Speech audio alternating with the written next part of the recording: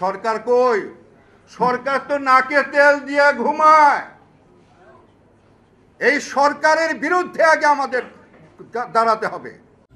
আমরা স্পষ্টত একটা স্বচ্ছ জবাব চাই চিত্রনায়ক ইলিয়াস কাঞ্চনের কাছ থেকে। আমি খুবই শ্রদ্ধা করি এই মানুষটাকে, বিশেষ করে নিরাপদ সড়ক চাই আন্দোলনে তিনি যে ভূমিকা রেখেছেন, তার যে অবস্থান, এমনকি আওয়ামী লীগ সরকারের সময়ও যৌক্তিক ন্যায্য কথার জন্য সারা বাংলাদেশের মানুষের কাছে তিনি একটা আইকন হিসাবে কিন্তু নায়কের বাহিরে।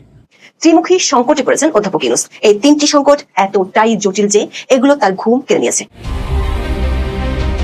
জাতিসংঘের সাধারণ পরিষদের অধিবেশনে অংশ নিতে যুক্তরাষ্ট্র যাচ্ছেন প্রধান উপদেষ্টা অধ্যাপক ডক্টর মোহাম্মদ ইউনূস। সবকিছু ঠিকঠাক থাকলে রোববার রাতেই নিউ ইয়র্কে যাবেন অন্তর্বর্তী সরকারের প্রধান। আর এই সফরে তার সঙ্গে যাচ্ছেন বিএনপি, জামায়াত ইসলামী ও এনসিপির। ঘুরে ফিরে সেই ভারত, মানে দেশটাকে কোনো না কোনো ভাবে অস্থির করে তুলতেই হবে, না হলে ডিপ স্টেটের ভাত হজম হচ্ছে না। প্রথম টার্গেট করেছিল বাংলাদেশকে, দারুণ ফল পেয়েছে। দ্বিতীয় টার্গেট ছিল। আসসালামু আলাইকুম, স্বাগতম জানাচ্ছি আমাদের আরো একটি নতুন ভিডিওতে। সুপ্রিয় দর্শক মন্ডলী, আপনারা ইতিমধ্যে ভিডিওর কিছু অংশ বিশেষ দেখেছেন, যা দেখে আপনারা রীতিমতো অবাক হয়েছেন। সুপ্রিয় দর্শক মন্ডলী, চলচ্চিত্রর এই ইলিয়াস কাঞ্চন, চিত্রনায়ক ইলিয়াস কাঞ্চন আসলে কি চাই?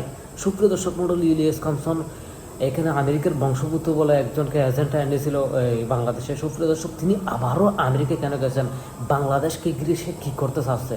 সুপ্রিয় দর্শক মন্ডলী, তারে সব কিছুর আলোচনা থাকছে আজকের এই ভিডিওতে। তাছাড়া সুপ্রিয় দর্শক, আপনারা আরও একটা অংশ বিশেষ দেখেছেন, ডক্টর ইউনূস, এনসিপি, জামায়াত এবং বিএনপির নেতা কর্মীকে নিয়ে আমেরিকা বিভিন্ন ইয়াতে গেছেন, সেখানে সমাবেশে গেছেন জাতিসংঘের। সুপ্রিয় দর্শক, তারা সকল কিছুর বিস্তারিত আলোচনা থাকছে আজকের এই ভিডিওতে।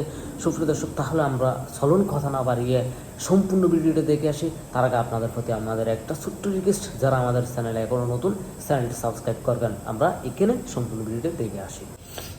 আমরা স্পষ্টত একটা স্বচ্ছ জবাব চাই চিত্রনায়ক ইলিয়াস কাঞ্চনের কাছ থেকে। আমি খুবই শ্রদ্ধা করি এই মানুষটাকে, বিশেষ করে নিরাপদ সড়ক চাই আন্দোলনে তিনি যে ভূমিকা রেখেছেন, তার যে অবস্থান, এমনকি আওয়ামী লীগ সরকারের সময়ও যৌক্তিক ন্যায্য কথার জন্য সারা বাংলাদেশের মানুষের কাছে তিনি একটা আইকন হিসাবে কিন্তু নায়কের বাহিরে বাস্তব জীবনের নায়কে তিনি পরিণত হয়েছিলেন। কিন্তু সম্প্রতিকালে তাকে ঘিরে যেই আলোচনা সামনে আসছে, এটা আসলে কতটুকু সত্য?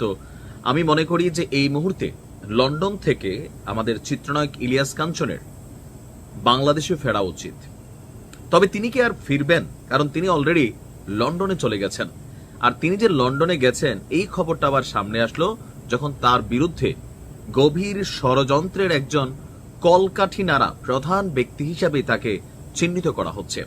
দর্শক, দেশ ছেড়েছেন ইলিয়াস কাঞ্চন, এই মুহূর্তে আছেন লন্ডনে। তবে এনায়েত করিমকে গ্রেপ্তারের আগেই তিনি কিন্তু লন্ডনে পাড়ি দিয়েছেন। গেল 25 এপ্রিল চিত্রনায়ক ইলিয়াস কাঞ্চন, তার নেতৃত্বে একটা রাজনৈতিক দলের আত্মপ্রকাশ ঘটেছিল, জনতা পার্টি বাংলাদেশ। স্লোগান ছিল আপনার গর্বমোরা ইনসাফের দেশ জনতা পার্টি বাংলাদেশ। এখন এই জনতা পার্টি বাংলাদেশ আসলে কার দল? এটা কি মার্কিন ডিপ স্টেটের যে নতুন পরিকল্পনা ইউনূস সরকারকে উৎখাতের, অথবা ভবিষ্যতে এই দেশে কলকাঠি নাড়ার, সেইটারই কি একটা বীজ হিসাবে আমাদের ইলিয়াস কাঞ্চন এই ট্র্যাপে পড়ে গেলেন? কারণ সম্প্রতি আপনার একজন ব্যক্তি যিনি অন্তর্বর্তী সরকারকে পতনের উদ্দেশ্যে বাংলাদেশে এসেছিলেন, তাকে গ্রেপ্তার করেছিল আমাদের পুলিশ, এনায়েত করিম। তো সেই এনায়েত করিম একের পর এক চাঞ্চল্যকর তথ্য দিয়ে যাচ্ছেন, আর সবকিছুতেই দিন শেষে ঘুরে ফিরে চিত্রনায়ক ইলিয়াস কাঞ্চন তাকেই কানেক্ট করা হচ্ছে। এবং আমি আশ্চর্য হচ্ছি, যখন বাংলাদেশের প্রথম সারির গণমাধ্যমগুলো আমরা নিউজ করছি বা বিভিন্ন জায়গা থেকে নিউজ হচ্ছে অলরেডি 4 থেকে 5 দিন, কিন্তু ইলিয়াস কাঞ্চন তিনি এখন পর্যন্ত কোন রকম জবাব দেননি। মুঠোফোনেও গণমাধ্যমকে তিনি সাড়া দিচ্ছেন না। তার মানে যা রটছে, কিছু কি তাহলে ঘটেছে? তার অফিস থেকে তার যারা কর্মকর্তা আছেন বলছেন যে তিনি লন্ডনে আছেন, তাকে ফোন করলে পাওয়া যাবে না। কেন ভাই? আপনার বিরুদ্ধে এত বড় একটা গভীর ষড়যন্ত্রের অপবাদ বা অভিযোগ, আপনি কেন আসলে এখনো কথা বলছেন না? মনে হচ্ছে যে কোথাও না কোথাও একটা কিন্তু আছে। এনায়েত করিমকে নিয়ে গতকালকে আমাদের ডিবি পুলিশের আরেকটা লাস্ট আপডেট ছিল। 48 ঘন্টার জিজ্ঞাসাবাদ শেষে আপনার ঢাকা মহানগর পুলিশ ডিবির কর্মকর্তারা বলছেন যে জনতা পার্টি আত্মপ্রকাশের সাথে এনায়েত করিম শুরু থেকে জড়িত ছিল। তার মানে এই দলটা একটা উদ্দেশ্য নিয়ে এদেশে আত্মপ্রকাশ করেছিল। পার্টির গঠন থেকে শুরু করে পার্টি পরিচালনার জন্য বেশিরভাগ অর্থই যোগান দিত রহস্যময় এই মার্কিন নাগরিক।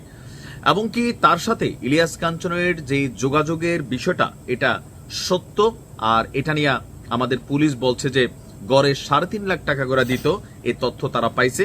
আর বাকি টাকা ইলিয়াস কাঞ্চন নিজে জোগাড় করতেন। আর ইলিয়াস কাঞ্চন দেশের বাইরে থাকায় তার বক্তব্যের মাধ্যমে সত্যতা যাচাই বাছাই করা সম্ভব হচ্ছে না।